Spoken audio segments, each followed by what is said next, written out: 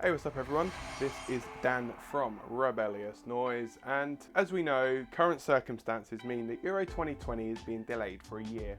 Today I am going to be picking my 23-man England squad who I would take to Euro 2020 if it was happening at the scheduled time. So, we start off in goal. The three goalkeepers that I would take with me are Dean Henderson, Jordan Pickford and Nick Pope. So Jordan Pickford has been pretty much England's number one since Gareth Southgate took over really, and he's had some brilliant performances in an Everton shirt. He's made some mistakes as well, let's not forget that. But at the end of the day, Jordan Pickford is a quality goalkeeper. He makes big saves at big times, and so I think he is a shoo-in to go to the tournament. That doesn't necessarily mean that he's going to be starting every single game, because I feel as though the next person I'm going to select could well go to the tournament as England's number one. And that man is Dean Henderson. He has had a superb season at Sheffield United. He came in on loan from Manchester United, and there were people that were thinking, how is he going to cope with the Premier League? But as the season progressed, everyone has been looking at Henderson and thinking if he went back to United tomorrow, he could well dislodge David De Gea. And, I don't disagree with that. Henderson has had a super season.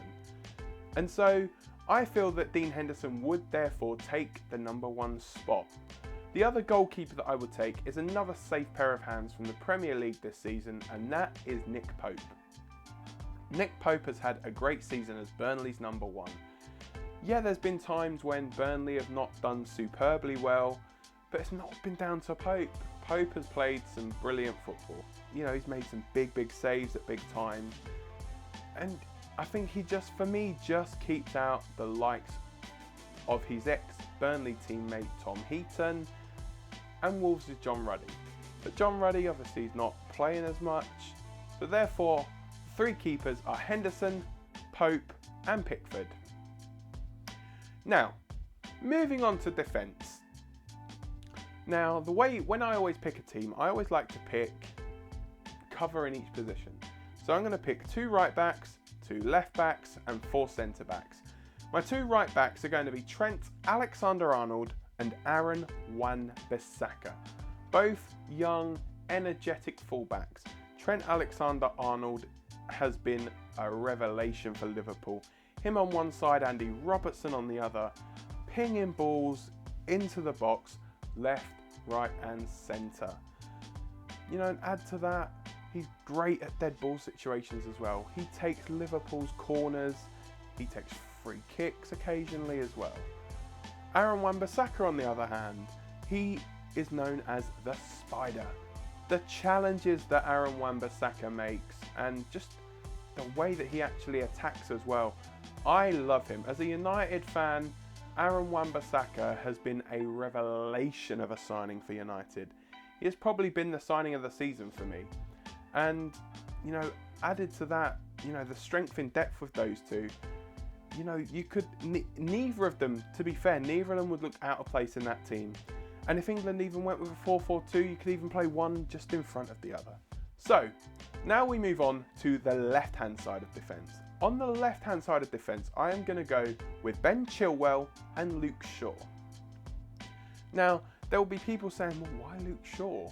Is it just because he's a Man United player? No, it's because I feel that Ben Chilwell will be the number one left-back for England. And I also feel that Luke Shaw will be not only a great deputy at left-back, but he can also play on the left-hand side of a back three. A left-footed option at centre-half is something England have been crying out for years. It worked well when we had Jagielka and Joleon Lescott playing at centre-back. Jagielka played on the right, Lescott played on the left, Lescott was the left-footed centre-back. So, we've seen Luke Shaw play on the left-hand side of a back three for Man United when Brandon Williams has filled in at full-back. Could he do the same kind of job for England? There's not a plethora of talent at centre-half for England nowadays. It's not like the olden days when you had the likes of Terry, Ferdinand, Campbell, Carragher, the list could go on and on. But I feel as though Luke Shaw has played his way into this team, especially the last few months of the season. So then moving on to the 4 centre-backs. Harry Maguire is probably a shoo-in, as is John Stones. Although the latter has not been in great form for Manchester City, I feel as though John Stones is one of those players that Gareth Southgate would like, and on his day, John Stones is a superb centre-half. And I feel as though I think he's probably one of England's better options to go there, even if he does sit on the bench in favour of someone like Joe Gomez, who I'd also choose, and Tyrone Mings. You know, John Stones as a backup would be great. John Stones as a starter alongside someone like Harry Maguire could also be great. Harry Maguire was recently named as Manchester United's captain, and that's why he goes straight into my England team. I think Harry Maguire and Joe Gomez will be England's first choice centre-back pairing at the Euros. It goes to show, you know, Harry Maguire, he had a fantastic season at Leicester. He's now moved to United and he has solidified Man United's defence no end. He can chip in with a goal or two. He was one of England's standout players in the World Cup in 2018. And that's why he gets a place in the team. As I've said, alongside Harry Maguire will be Liverpool's Joe Gomez. You know, he playing alongside Virgil van Dijk in the Liverpool team has been superb. Liverpool do often rotate. You know, they can either go with Joel Matip, Dejan Lovren or Joe Gomez. Any of them sitting alongside Van Dijk will be superb partners. And I feel that Joe Gomez has the qualities to complement Harry Maguire as well in the centre of England's defence. He's actually a flexible centre-back. He can play on either side of the defence as well. He can play left back and right back. Also, something that I like in a defender is flexibility. Tyrone Mings was one of the standout players in Aston Villa's promotion season last year. And he's stepped into the role very well this season as well. And I think Tyrone Mings, given the opportunity, could be an England centre-half for years to come. He's gone from working in a bank selling mortgages to being out in front of 90,000 people at Wembley Stadium. So, just to clarify, my list of defenders: Trent Alexander-Arnold, Aaron Wan-Bissaka, Ben Chilwell, Luke Shaw, Joe Gomez, Harry Maguire, Tyrone Mings and John Stones. So, there you have it. There are my goalkeepers and defenders for England. Now we move on to the more attacking positions, the midfield and attack. So my midfielders, I'm going to go through in alphabetical order. I'm going to start with Tottenham's Dele Alli. Now, this could be a little bit controversial. People may feel, oh, why Dele Alli? He's not had a super season. He seems like he's been reinvigorated under Jose Mourinho. Yes, he wasn't super under Mauricio Pochettino, but since Mourinho's come in, Dele has stepped it up a level. Especially with the absence of Harry Kane through injury, it's been left to the likes of Dele Alli, Son Heung-min, Lucas Moura to lead the line for Spurs. And I think Dele Alli has stepped it up. Yes, sometimes he does have disciplinary problems. He can be a little bit hot-headed, but us English don't call it hot-headedness, we call it passion. That is what you need as an England player, that passion. And talking about passion, I don't think there's anybody who embodies passion more than Jordan Henderson, the captain of Liverpool Football Club, who will most likely go on to lift the Premier League Championship at some point. Now, Jordan Henderson will come into this tournament for me as my vice captain. Harry Kane will most likely make this tournament. So Jordan Henderson will come in as vice captain. You can see that he is a leader on the pitch. I've not always been the biggest fan of Henderson, but I have to respect what he can do on a football field and the way he can influence a game from the centre of midfield, much like Steven Gerrard used to for Liverpool. The next one on the list is James Maddison, probably Leicester City's star man this season. He's chipped in with some brilliant goals, some great assists. And Brendan Rodgers actually, when he took over at Leicester, has said he didn't realise how good Maddison actually was. And I feel as though even if he's not a starter for England, he will definitely be one of those players that is going to be in and around the England setup for years to come. Another one, much like James Maddison, is Mason Mount, the Chelsea player.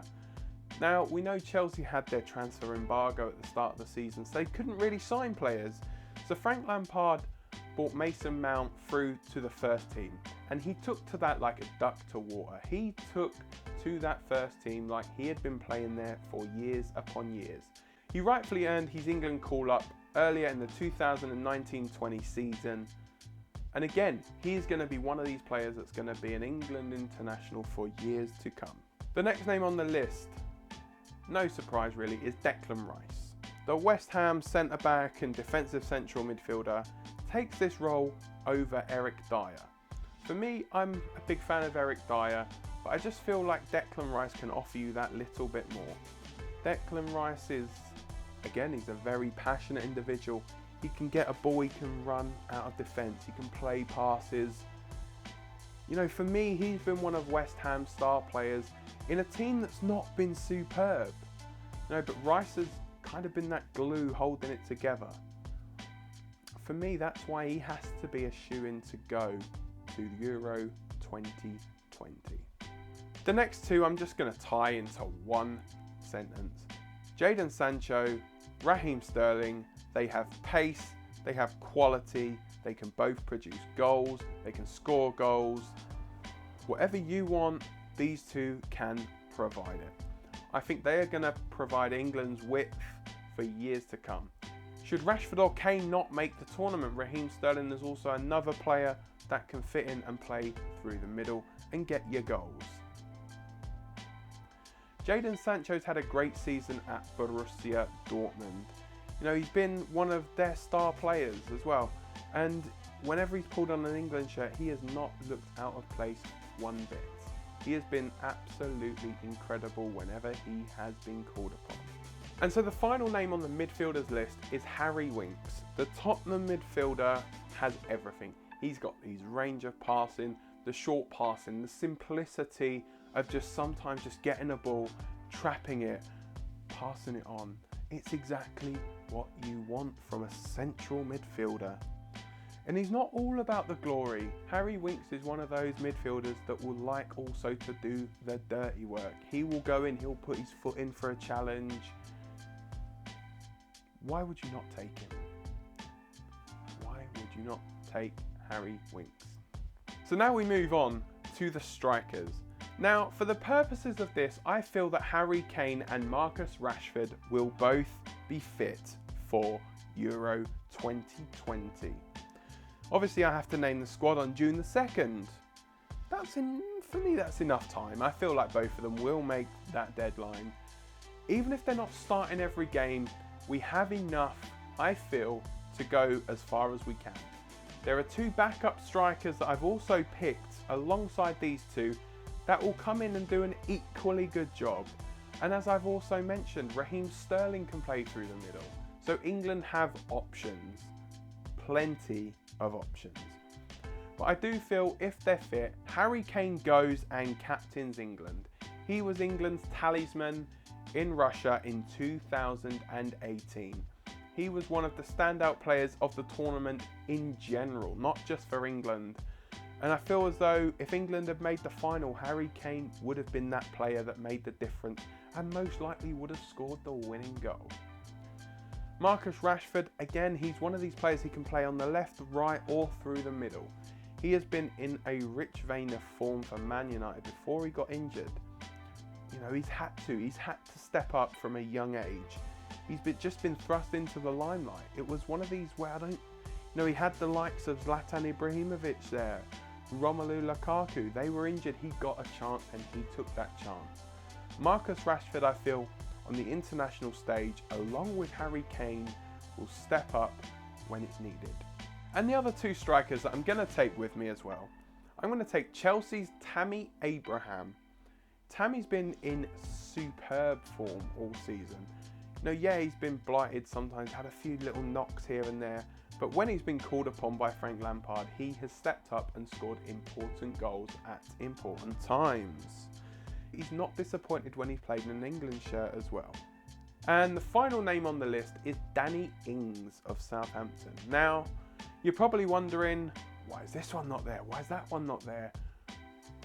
Danny Ings is the highest scoring English striker out there. You would be stupid not to take the highest scoring Englishman in the Premier League.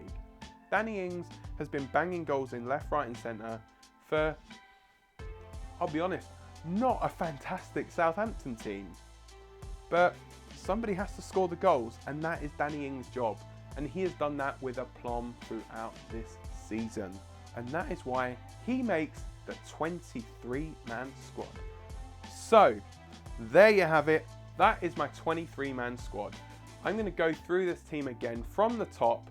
Each section will be in alphabetical order and will come up either here or here, depending on where the lovely graphic is. The goalkeepers we are taking are Dean Henderson of Sheffield United, Jordan Pickford of Everton, Nick Pope from Burnley. The defenders will be Trent Alexander-Arnold from Liverpool, Ben Chilwell from Leicester City, Joe Gomez from Liverpool, Harry Maguire from Manchester United, Tyrone Mings from Aston Villa, Luke Shaw from Manchester United, John Stones from Manchester City, and Aaron Wan-Bissaka from Manchester United.